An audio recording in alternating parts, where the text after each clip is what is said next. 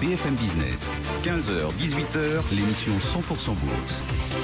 Intégrale Bourse, Cédric Decoeur. On va parler analyse technique, trading, grâce à nos experts. Marc Laguerre, bonjour. Bonjour Cédric. Le PDG de DT Expert, et on attend dans un instant en liaison téléphonique Alexandre Tixier depuis TradingSat. Marc, votre sentiment de marché, voilà, on est encore, quand on regarde les volumes notamment, et on observait aussi les flux tout à l'heure, on est encore un peu dans la torpeur estivale malgré tout. Comment est-ce que vous le sentez, ce marché globalement ? Oui, alors on le sent, bonjour, on le sent, ce marché très prudent, comme vous l'avez dit. Les volumes sont assez anémiques depuis un mois et demi environ. On a même battu des records de plus faible volume il y a quelques semaines sur le CAC. Globalement aujourd'hui, et même encore aujourd'hui, voilà, 15h30 et on a tout juste 700 millions d'euros. Ah bah voilà, voilà. Donc les chiffres d'aujourd'hui sont effectivement largement en dessous des moyennes, même des moyennes aux mêmes périodes. Donc on sent bien que le marché se cherche, qu'il y a beaucoup de prudence, qu'on n'a pas d'indicateur macroéconomique vraiment fort. Vous l'avez dit tout à l'heure, on attendait Jackson Hole avec le discours de Yellen qui n'a fait finalement que confirmer un peu plus cette hausse des taux qui est attendue. Donc aujourd'hui, on a en exergue devant nous, on a cette hausse des taux, vraisemblablement, à savoir si elle sera donnée une fois ou deux lors des prochaines réunions importantes de la Fed. Après, dans les événements majeurs qui peuvent nous guider plus ou moins les marchés, on aura effectivement par la suite l'élection américaine qui pourrait éventuellement donner. En attendant, il y a une véritable prudence. Ça veut dire que vous, chez DT Expert, par exemple, c'est vraiment voilà le pied sur pas sur le frein, mais oui. On temporise, on reste prudent, presque attentiste. On reste prudent parce qu'on n'est pas là, on est plus pour nous, on est plus soumis à des risques de baisse majeure que d'accélération haussière. Et il y a une chose assez révélatrice qui a eu lieu là récemment. Si on regarde les marchés américains, ils ont fait ce qu'on appelle de nouveaux plus hauts. De nouveaux plus hauts, c'est-à-dire que ce soit le S&P, le Dow Jones ou même le Nasdaq, qui venait de lui depuis plus loin, ont fait des nouveaux records historiques. Et notamment, ça veut dire quoi en termes d'analyse technique et comment est-ce qu'on le comprend en termes de psychologie d'investisseur ? Lorsqu'une valeur arrive sur des plus hauts historiques, ça veut dire que il y a une forme de confiance en la valeur qui revient. Parce que ça veut dire qu'on a dépassé des niveaux de résistance qu'elle n'avait jamais dépassés. Et ça engendre souvent un effet un peu boule de neige derrière où les investisseurs reviennent sur la valeur, les petits porteurs aussi, et comme on le sait, l'achat engendre la hausse, etc. Sur les indices américains, on n'a pas eu ça. C'est-à-dire qu'on a eu des plus hauts historiques, mais on n'a pas eu d'accélération haussière. C'était des plus hauts qui étaient très poussifs régulièrement. Et ça maintient pour nous un risque de ce qu'on appelle de bull trap, comme on l'avait vu notamment, pour donner un exemple, sur le pétrole à l'été 2014, où le baril de Brent avait atteint des nouveaux plus hauts. Et au lieu de marquer une accélération, au contraire même, il a marqué un retournement baissier majeur, puisque on est passé de, je crois, à peu près $112 le baril à pratiquement $30. Donc aujourd'hui, on est encore prudent par rapport à tout ça. La vraie question qu'on se pose, je pense, de façon générale sur les intervenants et dans nos métiers, c'est quand est-ce que la réalité va rattraper la virtualité finalement, qui est un peu maintenue par les politiques de banque centrale. Voilà la vision que vous nous proposez du côté de DT Expert. Chez TradingSat, le site bourse de BFM Business, comment est-ce que on voit aussi finalement, Alexandre Tixier, finalement l'ambiance de marché? Comment est-ce que vous analysez tout cela? Oui, bonjour à tous. Effectivement, je voudrais revenir sur une phrase de Marc que je trouve très juste. Simplement en termes de probabilité, sur le CAC en tout cas, on a effectivement plus de chances d'aller voir un peu plus bas que de chances d'accélérer franchement la hausse. Donc tout ça nous donne effectivement des recommandations de grande prudence, et surtout effectivement à l'issue de ce week-end qui n'a finalement rien apporté de nouveau, on a un CAC qui reste, on va dire, englué dans ce qu'on appelle, nous, dans notre langage technique, un range, c'est-à-dire un canal où l'indice va dériver de façon latérale. Alors, du coup, ça vous donne quoi en termes de points là? Si on commence à parler un petit peu seuil, niveau pour le CAC, Alexandre, qu'est-ce que vous nous fixez pour les prochaines heures, les prochains jours? Alors justement, sur cette question de range, on a des feuilles, on a la borne haute, on va dire vers 4375 points, on a la borne haute vers 4450, la borne basse vers 4370, sauf que on en revient toujours à cette question des volumes, c'est-à-dire, pour parler concrètement, c'est l'implication des opérateurs dans les mouvements. Or, il n'y en a pas. Donc, quand on va taper cette borne basse, il n'y a pas de volume. Quand on va taper cette borne haute, il n'y a pas de volume. Donc, moi, ce que je conseille, c'est de ne pas jouer les sorties de range, c'est-à-dire par le haut ou par le bas, ce qu'on fait traditionnellement. Sans les volumes, là, on peut très bien ressortir par le haut et réintégrer rapidement, ce qui ferait un piège, et à l'inverse, sortir par le bas et réintégrer rapidement cette bande horizontale.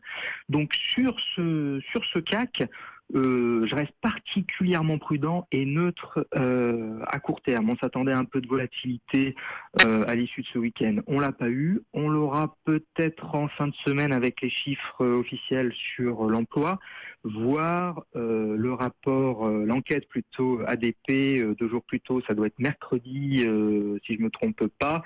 Mais simplement en cas de gros écarts par rapport au consensus, il y aura des décalages de cours. Mais moi, je conseille pas dans l'immédiat de travailler l'indice lui-même. Sur l'indice, Marc, vous, les quelques seuils que vous avez, est-ce que finalement la stratégie que propose Alexandre vous semble... vous y retrouvez ou vous avez une autre vision de l'indice? Je suis d'accord avec ce canal qui est borné entre à peu près chez nous les 4600 et à la baisse autour du fameux seuil des 4000. On a une zone intermédiaire, nous, à 4290 qu'on surveille, qui, si elle venait à être enfoncée, nous ferait prendre des positions baissières pour viser au moins les 4000, ce qui fait à peu près 300 points à prendre vers le bas. En revanche, si on dépassait les 4650 à la hausse, on aura un objectif qui lui est à peu près 300 points plus haut sur la borne inférieure de l'ancien canal, en pullback, donc 4950 à viser. Voilà quelques idées pour l'indice CAC. On vous demande aussi, vous le savez, dans cet exercice de plan de trading, d'être un petit peu plus précis sur quelques idées. Alexandre, qu'est-ce que vous nous proposez de développer comme plan de trading cette semaine ? Alors, moi, je vais un petit peu insister une nouvelle fois sur la nécessité de s'exposer un petit peu sur les émergents. On a de très bons produits de type tracker, notamment sur le Brésil ou l'Inde, que je conseille de conserver si on en a, ou effectivement d'acquérir sur les creux, puisque là, on a sur ce type de produit qui reflète la santé boursière de ces pays émergents, une vraie tendance haussière, ce qu'on n'a pas sur le CAC, on peut très bien aller le chercher ailleurs. Donc sur ce type de tracker, Brésil, Inde, je vais répéter les mnémos, pour ceux qui veulent passer des ordres, on a le Brésil RIO, et pour l'Inde, INR, qui sont des trackers émis par Société Générale. Et donc là, au sens de Dow, on a effectivement tout simplement des plus bas qui sont toujours plus hauts et des plus hauts qui sont toujours plus hauts. Donc une vraie définition de tendance et du sens pour investir sur ce type de produits qui, selon moi, deviennent quasiment des produits défensifs, même si c'est un paradoxe de parler ainsi de produits surémergents. Donc on peut rester là-dessus et acquérir sur les creux. Voilà quelques premières idées, Marc, de votre côté, quelques plans de trading à nous proposer? Oui, j'ai sélectionné notamment 2 valeurs et une matière première, mais au niveau des valeurs, je rejoins ce que dit Alexandre sur le CAC, ça reste flou, mais au cas par cas, on peut toujours trouver des valeurs qui se démarquent. On a d'abord sélectionné Accor, le titre Accor à la baisse. Donc on est plutôt vendeur sur cette action pour des raisons éminemment techniques. D'abord, depuis le mois de mars 2015, on a entamé une grosse consolidation. Cette consolidation n'a pour l'instant pas touché à sa fin vraisemblablement, malgré un rebond récent vers les 40 €. D'un point de vue conjoncturel, le titre est quand même assez malmené. C'est quand même une valeur touristique, hôtelière. On sait qu'avec tout ce qui se passe, ne serait-ce qu'en termes de conjoncture, j'allais dire géopolitique, etc. Le marché du tourisme en France n'est pas à ses meilleurs jours. Donc cette vision fondamentale rejoint notre vision technique avec un objectif autour des 30 € dans un premier temps, voire un second objectif en extension à 28, ce qui nous donne une bonne perspective de baisse sur le titre. Donc ça, c'est pour le titre Accor. Quel autre titre vous avez? Alors, on avait sélectionné avant d'avoir eu cette news qui était une très bonne news dont vous avez parlé tout à l'heure. On avait sélectionné le titre Alstom à l'achat, évidemment avec ces nouveaux accords avec les États-Unis, d'éventuellement, même si on n'en est pas encore sur des accords finalisés. disais.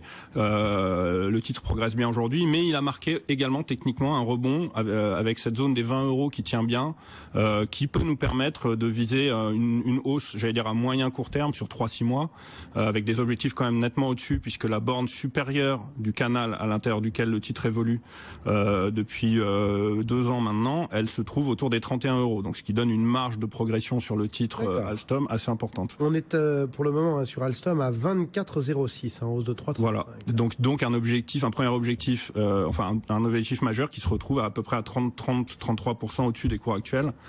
Et on peut jouer cette hausse via également un turbo, par exemple pour ceux qui veulent jouer des hausses à plus court terme. Moi j'avais sélectionné un produit qui est le 4544C. Alors la barrière est à 22 €. Ça veut dire quoi? Ça veut dire que tant que les 22 € tiennent, c'est quand même suffisamment en dessous. Ce produit est toujours valable et on va bénéficier d'un effet de levier x12 sur un produit comme celui-là. Bon, voilà donc pour du stock. Alexandre, en termes de stock, vous avez une idée aussi à nous proposer?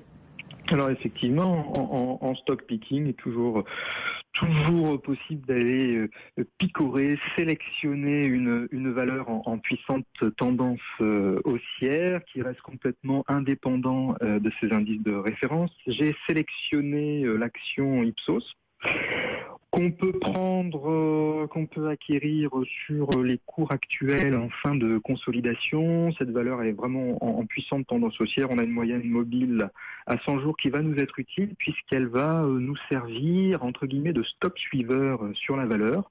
On la conservera tant qu'on ne clôture pas en dessous de cette moyenne mobile, ce qui permettra de suivre de façon assez sereinement tenir de façon assez sereinement sa position. Donc c'est à la fois du swing trading, donc on va garder probablement plusieurs semaines, voire plusieurs mois, et du stock picking, c'est-à-dire une sélection de valeurs en dehors de la tendance nulle du marché, justement. Marc Daguerre, pour terminer, vous aviez une matière première aussi à nous proposer? Oui, et alors rapidement, nous on se positionne aussi à l'achat sur le gaz naturel. D'accord. Alors sur le gaz naturel, ça fait à peu près 10 ans, un peu plus de 10 ans aujourd'hui qu'on était dans une grosse tendance baissière, avec des cours qui ne cessaient de s'effondrer. Il est un peu prématuré pour imaginer un retour à la tendance haussière de long terme, mais le rebond actuel a pris place après ce qu'on appelle une vague de baisse en 5 temps classique, ce qui pour nous génère un potentiel de hausse encore inachevé, et on a un premier objectif majeur autour des 3,55 $, donc puisque le gaz naturel cote en dollars, et avec un pourcentage de hausse qui est entre 23 et voire par extension jusqu'à presque 60% de hausse sur les cours de la matière. Eh bien voilà quelques idées de trading grâce à Marc Daguerre pour DT Expert et Alexandre Tixier pour TradingSat, le site bourse de BFM Business.